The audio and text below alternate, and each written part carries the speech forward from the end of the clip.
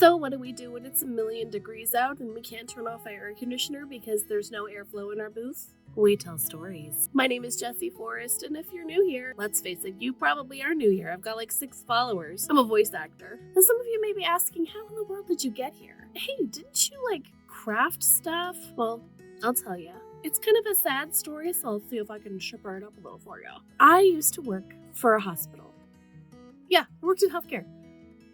Something about a global pandemic wiping out a whole huge chunk of the population certainly takes the joy out of working in medicine. Don't you think? So anyway, let's roll it back a little bit. Let's roll it way back to 7-year-old Jess. 7-year-old Jess loved telling stories.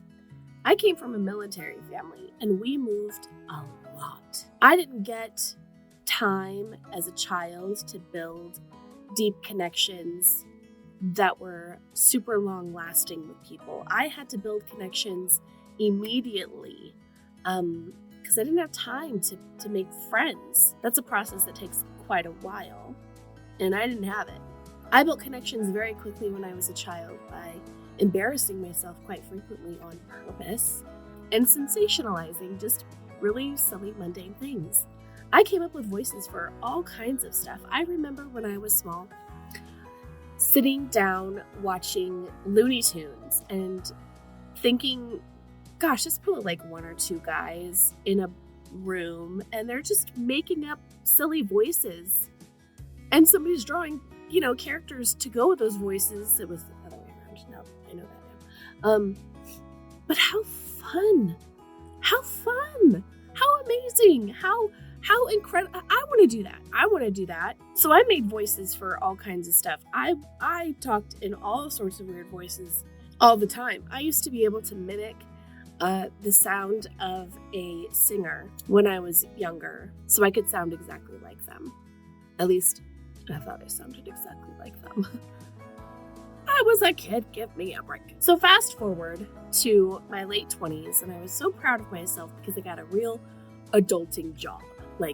I got a real job at a hospital. It had a pension and benefits and a 401k. And oh my gosh, my dad was so proud of me because this was a good job. I had a good wage. I was there. I was happy. I worked there for 14 years before the pandemic hit. And then I got sick in June of 2020. I spent a good 6 weeks off my feet. I spent some time in the hospital. I thought I was going to die. But I worked on the administrative side of the hospital, so I wasn't on the front lines. I was supporting the people on the front lines. I was making sure that they had what they needed. I was running around like a headless chicken with supplies. It was pandemonium. The one thing about working in healthcare during a pandemic is there's no time to slow down and stop, especially when your colleagues die. So we lost a few people that we had walked next to in the hallway for over a decade. And that was so hard. I can't imagine what their families went through. We didn't get time to process. We didn't get time to stop and breathe and grieve and mourn. There was none of that. We took a minute to remember them, literally 1 minute, and then the next patient would be banging at the door. There was no time to recover from that. So after I got back to work and I watched my colleagues pass away, I transitioned to a smaller department. I wasn't the same after that. It broke me irreparably. How do you recover from something like that? So I had to do a little soul searching, a lot of soul searching, a tremendous amount of soul searching, a buttload of soul searching to try to find myself. That nagging voice persisted. That voice had always been there, right?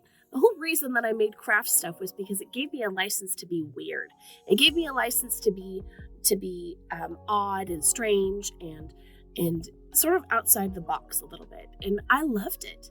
It was great. It was exhausting trying to do that full time and trying to work at the hospital full time, and it just didn't work. And then the pandemic hit and all the events were canceled and it killed my business. So that was the end of that. That incessant nagging for stories existed through all of that. I always prided myself on being kind of the silly mom that would tell stories to their kids and make them laugh and bring those little guys into the story. It's something that I've always loved doing. I finally decided, maybe I could get paid for doing that. Interesting. What an interesting concept. Interesting. So, in May of this year, poor timing, by the way, because you can't really do a whole lot at home during the summertime when your kids don't have school during the summer. So that was fun. That was real great. That was super awesome. So, in May, I retired from healthcare. I said, peace out. Bye. Bye. Peace out. And I left. And I started my journey in voiceover. Has it been easy? Oh, no. No, it has not been easy. It has been the opposite of easy. But it's been a lot of fun. Have there been tears? Oh, yes. Has there been laughter? Oh, yeah. Tons of laughter. Is this like the best job ever? Gosh, I really love it. Am I just getting started? Oh, yeah. I cannot wait to show you the kinds of trouble I'm going to make. You want to join me? I think it'd be super fun. You totally can. It's free. Plus, you could go to my website at jessiesays.org and check out all the other weird stuff I've been doing. Got an idea for some weird stuff? Okay, we should rephrase that. I'm opening myself up to a whole lot of weird by saying that kind of thing, and some of it is not exactly PG. So, do you have an idea for some fun, like PG-rated fun? Oh, man. I should cut that part out. That's not going to go over well. You should come along. It's going to be great. It's going to be great. Do you have a story? It's going to be awesome. Send it my way. So come along with me. It's going to be great. Ta-ta for now. Oh, that was a really fun trip down memory lane. I think I got some bruised knees.